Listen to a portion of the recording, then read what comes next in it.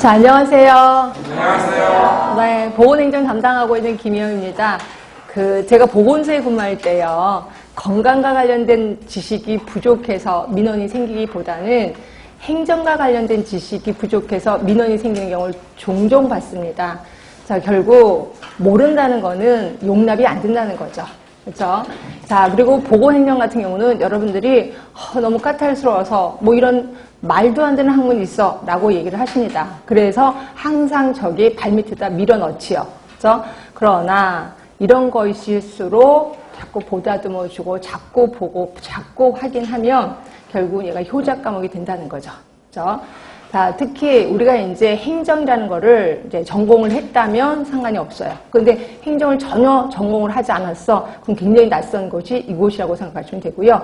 자, 그 다음에 보건소에 가시면 행정하는 친구들이 있어요. 그러니까 구청에 행정하시는 분들이 있고, 우리는 보건행정을 담당한단 말이에요. 그러면 이분들은 툭하면 우리를 불러요. 그리고 무슨 회의를 한답시고 전문 용어를 사용하게 되는 거죠. 그럼 우리는 하나도 그 소리를 못 알아들어. 그러면 뭐라 그러냐면 쟤는 유치원은 나왔어? 이런 얘기를 꼭 합니다. 그래서 우리는 맨날 적어지는 내 자신을 느끼게 되는 거죠.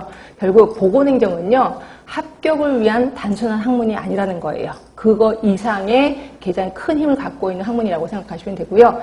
자, 이렇게 해서 계속해서 이쪽에 좀 집중하다 보면 나중에는 효자 과목으로 등급을 하게 된다는 거죠. 그래서 이걸 대부분 만점 받아서 이제 끝내시는 분들이, 그래서 그 보건소에 가시는 분들이 꽤나 많다라고 보시면 되고요.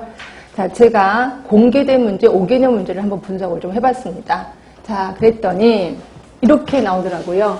자, 보건행정 조직 부분이 보통 평균 5.8문제가 나오더라고요. 6문제죠. 그래서 그러니까 행정 부분에 그 조직 부분이 엄청 많은 부분을 차지하고 있구나. 특히 이 중에서도 뭐 동기부여 이론 이런 것들도 나오고, 그 다음에 갈등 쪽도 좀 나오긴 하더라고요. 그 다음에 조직의 분류 이런 것들이 좀 자주 나오기도 하고요. 리더십 같은 것들도 많이 나옵니다. 자, 이런 부분들이 좀 많이 나오고, 특히 동기부여 이론은 주로 나오는 게 있죠. 이쪽이고요. 그 다음에 뒤로 가시면 이제 인사 쪽도 나오긴 합니다. 이런 것들이 주로 나오고요. 이게 보통 5.8문제 정도 나옵니다. 그 다음으로 많이 나오는 게 사회보장제도.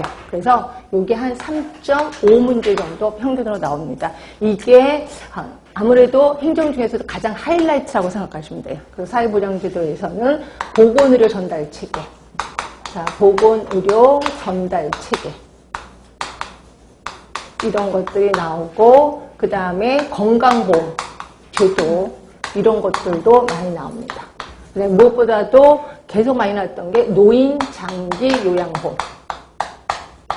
이런 것들이 주로 나오게 되는 거죠. 그래서 이 부분에 대해서는 제가 시간적 투자를 좀 많이 할 겁니다. 그렇게 알고 계시면 되고, 이제 기본 개념으로 행정이 도대체 뭐냐. 그래서 이런 것들이 나오는데, 얘가 3.2문제 정도 나옵니다. 3.2문제. 그러니까 거의 우열을 가리기가 힘들겠구나라고 보시면 되고요.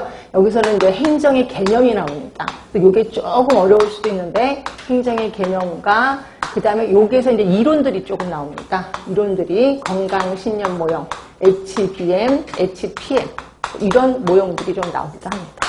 행정의 개념 나오고, 그 다음에 여기서 이제 건강의 개념도 나옵니다. 건강의 개념도 나오고, 그다음에 공중보건의 개념도 나오게 되는 거죠.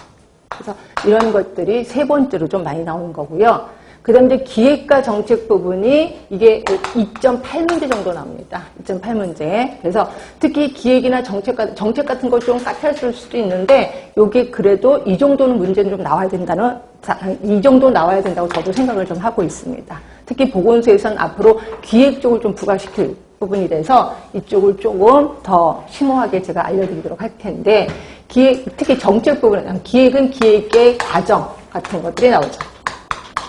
그래서 제가 기획의 과정은 반드시 외워야 된다라고 얘기를 했고요. 기획의 과정은 뭐랑 비슷하냐면 의사 결정과 똑같은 거죠. 그래서 의사 결정. 그다음에 정책 모형. 정책 모형 중에서는 합리 모형 나오고, 점증 모형, 만족 모형 이런 것들이 좀 주로 나오고요. 자, 그래서 이 부분을 그냥 머릿속에 달달달달 외우시도록 하시는 게 좋습니다.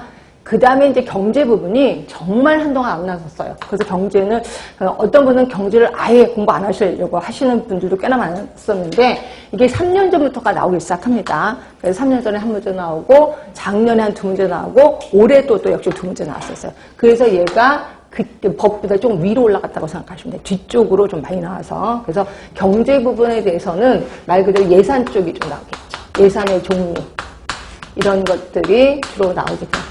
뭐 이런 거는 당연히 외워두셔야 되고, 그 다음에 예산 중에서도 항상 그 원래 기본적인 예산이 있고 예외되는 것들이 있었거든요. 예, 그런 것들이 좀 많이 나와요. 예외 사항들이 좀 많이 나오더라고요. 근데 이게 좀 까탈스럽긴 합니다. 그래서 이것도 제가 좀 투자를 좀 많이 할 거고요.